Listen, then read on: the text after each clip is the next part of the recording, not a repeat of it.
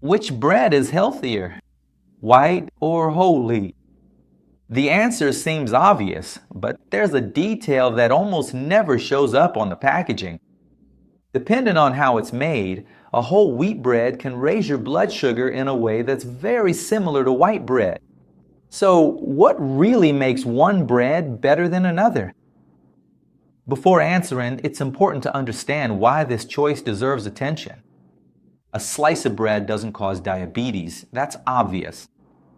But frequently eating highly refined foods that are low in fiber and in large portions can make it easier to consume too many calories, reduce satiety, and, over time, lead to weight gain, insulin resistance, type 2 diabetes, and other metabolic changes.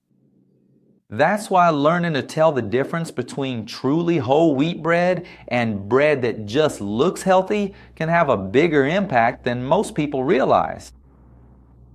And that difference doesn't start with the color. It starts with how the grain was processed. White bread is made mainly with refined flour, from which important parts of the grain have been removed. Whole wheat bread, on the other hand, tends to preserve the bran, the germ, and other natural components of the grain. This usually increases the amount of fiber, vitamins, and minerals, but it still doesn't answer an important question. Why are so many whole wheat breads still digested quickly? But before I give you the answer, if you actually like health content and you're not subscribed to the channel yet, subscribe and turn on the notification bell. Also, leave a like. It really helps a lot. If you want to check out shorter content and see more of my daily life, follow me on Instagram. Let's continue. Why are so many whole wheat breads still digested quickly? The answer lies in the milling process. When wheat is ground down into a very fine flour, the original structure of the grain pretty much disappears. With the starch more exposed, digestive enzymes can break it down easily, releasing glucose quickly. This happens with white flour, but it can also occur with finely milled whole wheat flour. For this reason, many regular whole wheat breads can cause a spike in blood glucose, similar to what happens with white bread. And this is exactly where one of the biggest misconceptions about fiber comes in. Fiber is important for gut health, satiety, and overall diet quality, but it doesn't act as a barrier that can block all the starch. Even when the flour contains all the different parts of the grain, the fact that it is very finely ground makes it easier to digest. Therefore, the word whole tells us something important about the cereal's composition, but by itself, it doesn't guarantee a low glycemic response. Still, that doesn't make choosing whole wheat bread pointless. The mistake would be to judge a food only by what happens to blood glucose right after a meal. A truly whole grain bread usually offers more fiber and preserves a greater amount of the cereal's natural nutrients. When eaten in appropriate portions as part of a balanced diet, it can indeed help improve fiber intake and increase our feeling of fullness.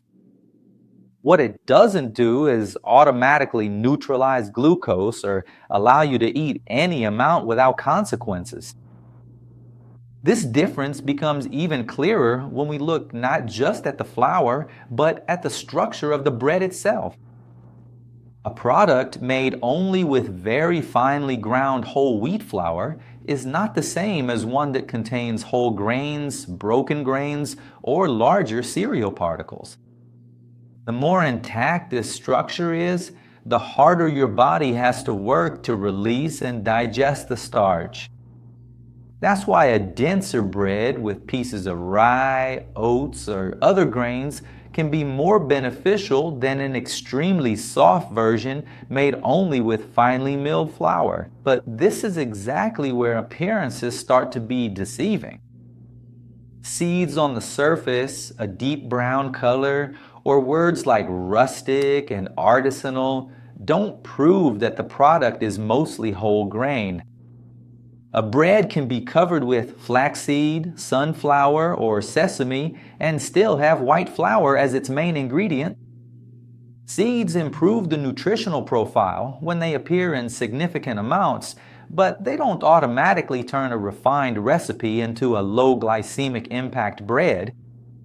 That is exactly why some of the most excellent and nutritious options are truly whole grain breads, which provide a substantial and healthy quantity of fiber, along with a very prominent and noticeable presence of less processed grains. Dense whole rye breads with grains, versions that use a significant amount of oats or barley, and naturally leavened breads made predominantly with whole grain flours can have a more favorable, better composition. Oats and barley also provide soluble fiber, but they need to be present in sufficient quantities. A small amount used just to decorate the dough is unlikely to make much of a difference. Sourdough fermentation also tends to get more credit than it deserves. Depending on the flour, fermentation time, and recipe, it can change how the bread is digested and reduce the glucose response in some situations. However, this effect doesn't happen the same way in all products. A sourdough bread made mostly with white flour is still, for the most part, a white flour bread. Fermentation can improve certain characteristics, but it doesn't fix a poor composition. That's why making bread at home can be a good alternative, as long as you also choose the right recipe. These days, there are all kinds of automatic bread machines for sale, right? You put in the ingredients and the bread comes out ready to eat, okay? So that's why it's good for us to consider this option, because making bread at home lets you control the ingredients. But homemade bread isn't automatically healthy. A dough made with a lot of white flour, sugar, butter, and just a small spoonful of seeds will still have characteristics similar to regular white bread. For a more interesting version, the base can be made mostly with whole wheat flour, whole rye flour, or a combination of the two. Oats, oat bran, barley, flaxseed, chia, pumpkin seeds, sunflower seeds, and small amounts of whole or cracked grains can also improve the composition. Sugar and honey aren't required to make bread, while salt should be used in moderation. The healthiest result doesn't come from gathering a bunch of trendy ingredients, but from making sure that whole grains are truly the foundation of the recipe. You need to take this same logic with you to the supermarket, because that's where packaging usually confuses us.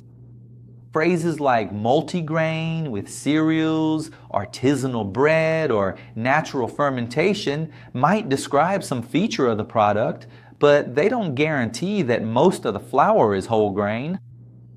Across a wide variety of different countries, there are very specific and strict legal regulations for the use of the word whole grain, even though these particular rules can vary significantly from place to place.